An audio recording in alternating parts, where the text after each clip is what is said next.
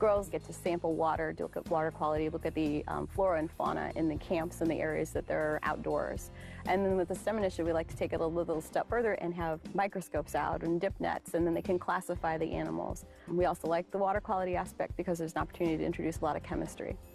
Yeah, now, how are you going to incorporate some of these themes for the upcoming eclipse into this STEM initiative? Well, we're really, really excited because we're going to have some space science badges ready by next year. Our national office is currently editing those. I think what we're going to do from a council perspective is we're going to marry the outdoor and STEM initiatives, and we're going to get the girls outside and active during the day, appreciating the planet they live on, and then perhaps in the evening do some more astronomy work, and then we're going to do some hard science where we're looking at the rover function and programming robots that help us explore extraterrestrial areas. These are really great initiatives and activities that you're planning. How do you get them involved in all the individual groups? Do you have to train leaders? Are they already trained? How does that work? Well, as you can imagine, in 40.5 counties and 13,000 girls, we have to rely on some very dedicated adults, and we're very fortunate. We have about 4,000 dedicated adults in our council, and they go through basic leadership training, which is incorporating how to use our curriculum, our core curriculum, and our badges. And then we have a lot of little extra trainings on telescope and GPS, and we have Sky Scouts to help them navigate the night sky with the girls. As far as we have resource kits the leaders can check out, which has a printed curriculum and everything you'd need to do science experiments in your troop or out at camp, which is ideal.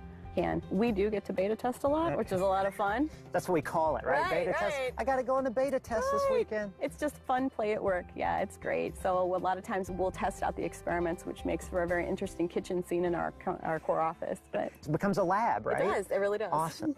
Now, speaking of kitchens, Girl Scouts famous for some cookies, I believe. I wouldn't know, but I'm assuming so. Are you guys going to have an eclipse cookie, maybe? Maybe not an eclipse cookie per se, but we certainly are going to use the cookies in helping promote the eclipse activities that we're going to do. Would that involve some extra cookies being available that we could perhaps eat during the production? Of course. That's how we often thank our collaborators. Our girls are really good at getting out there, and part of the cookie sale is learning financial literacy skills, which is important to any job, but especially a job in STEM.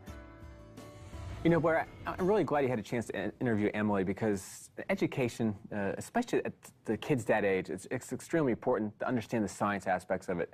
And what a great way for the Girl Scouts to give back to the community and understanding just what a total solar eclipse is. And that's what makes this whole event so unique, is the Girl Scouts will be prepared to enjoy this eclipse.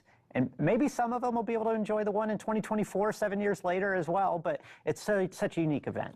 You know, I was a Boy Scout when I was growing up in Baltimore, and we didn't have an opportunity to, view something like this. So, for kids coming around these days to have the opportunity through the Girl Scouts and through NASA Edge and through what we're, producing, I think it's great for the kids. Now, were you able to bring back some Girl Scout cookies?